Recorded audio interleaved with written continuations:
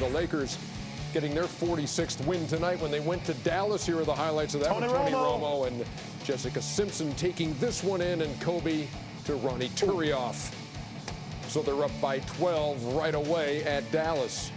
And then Turioff on the defensive end. You know, he has played great basketball all year for them. Turioff is, to me, is the perfect guy to come off the bench. Without question. He comes in and just brings high energy every single night. Kobe put on the brakes there and made it a 56-38 game. And then later, Kobe from Derek Fisher. Goodness gracious. That's a 25-point third-quarter lead, 76-51. But it wasn't over because here comes a 14-2 Dallas run to close out the third period. Oh, big shot right here. So it's 77-65 as we head to the fourth. Kobe, who had 29 on 12 of 23 shooting, floats for a couple. Oof. Only God could stop that. And the Mavs in transition. JT, Dirk, Cash. First of all, the referee who called this foul coming up, this is a disgrace. Well, we're not going to see that. We not? Well, it was a disgrace because it wasn't a foul. They got stacked for over the back on a rebound after a miss. Here's Jason Kidd, who did not hit from the field tonight. What's he doing in the game at crunch time? Just kidding. We can't. And then, well, look at this. This just works out perfectly. Kind of a broken play winds up in a three-pointer for Jason Terry. Fix your collar, Avery. Still didn't fix it. 102 to 100. This is my pet peeve right here. Jump into the man. Jump into the man every time. Why did he not do that? Because he never does it. That's part of his game. Dirk always fades away and moves under. And I think if he would add that to his game, it would take him to a whole nother level. Because when you pump fake like that and move out the way, you are so off balance. He's such a great player. He makes a lot of those shots. But guys, little kids at home, every single time I got a big guy in the air, I jumped into him. I might have missed a free throw, but even if you miss a free throw, you still get the other team in foul trouble. 102-100 the final. The Mavs now 0-6 against teams with winning records since Jason Kidd has gotten there. They are 9-6 overall. So every one of those wins against a losing team, every one of those losses against a winning team, which brings us to the State Farm playoff push.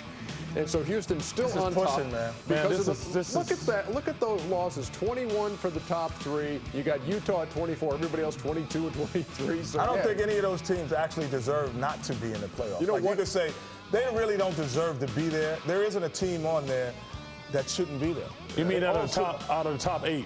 Nah, Denver as well. I think, you 13 games over 500. Denver might win 50 games.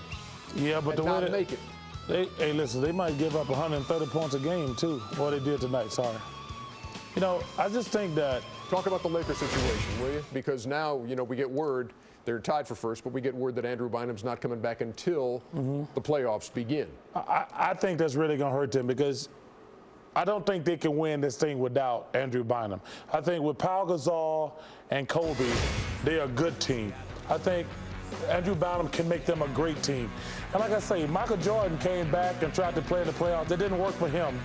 And I don't see it working for the Lakers because they're not going to have any easy games. That's the biggest problem they got. I agree with you, Chuck, and I said earlier, the one thing I don't agree about that, when Michael Jordan came back, his responsibilities were huge. When Andrew Bynum comes back, his responsibilities aren't the same as a Michael Jordan. Now he could come in and block shots, rebound, because now Lamar Odom has taken up some of that offensive slack, being that third cog or that third wheel. So now his responsibilities have changed. So maybe he can ease in and probably help the team instead of easing in and have to be a major part. If Pau Gasol wasn't there, he would have had to come back and be a major part of this team. But that's one of my biggest problems. There is no easing in the West. Every series in the West, to me, is going to be a knockdown, drag out. That's why you say, but that was the point you made. Like, I don't think you can ease back. Well, with Turioff playing the way he has. Yeah, but see, he's a little guy who works hard. I mean, he like the ugly girl you go out with. She's really smart. It don't matter. We can't relate to that. Can't relate to that at all. I mean, you can tell you're telling on yourself, not us. Listen, but I'm just telling you, Andrew Bynum, he plays like a 7-footer. He plays like a 7-footer. And like I say, I don't think, first of all, the Lakers could be in the number 6 or 7 spot because, you know, we don't know when Gasol is coming back.